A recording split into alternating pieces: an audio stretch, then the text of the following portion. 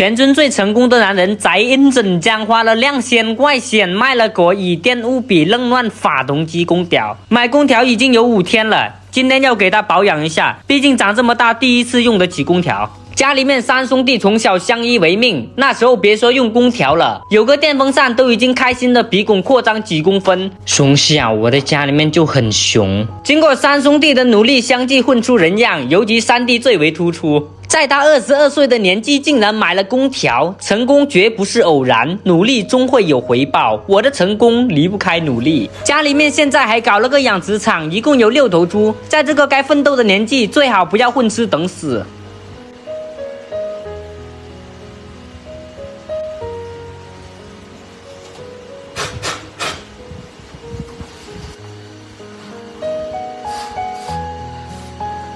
Hello， 大家好，我是波兄。家里面的空调脏了，买这个空调呢已经有5天了。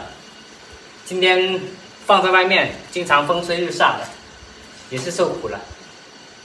刚刚擦干净，平时我是很爱护的，把这个空调擦得漂漂亮亮的。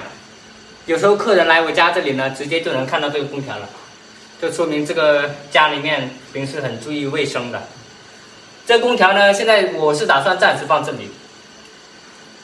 大哥呢，前2天他回家了，他的意思是就是说不要放他的那个房间里面。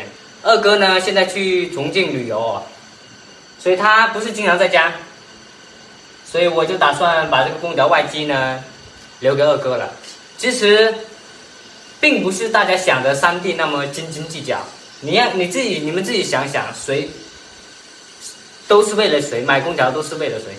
肯定是说为了家里面3兄弟一起用哦。那这个空调外机放在二哥的房间，他夏天可以做桑拿，冬天又可以取暖，一举两得。哎，大家老是想不到。现在要去二哥的房间里面规划一下是怎么搞的。我们先下去哦。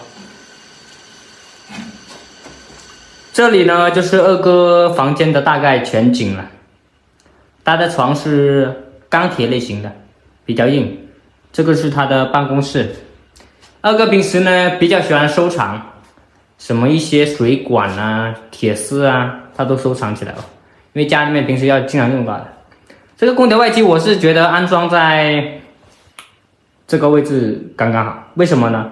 因为如果二哥到时候有老婆了，他们是睡在这一张床上面，那这个外机它刚好是吹向这边来，2个人手脚啊都可以暖到了，是不是？夏天随随便便做桑拿，躺着都能做，平时人家还要花钱去做，他们俩就直接免费了。那现在我就来讲解这个空调安装那样是比较好。我这个空调是从恩正家那边买来的哦，以电务比水冷发动机。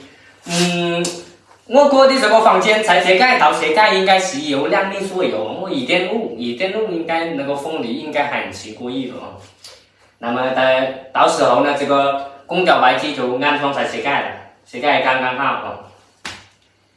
这些东西就没有搬出去了，就留在卸盖刚好，因为我的那个空调外机发动机相对来说还是可以的哦。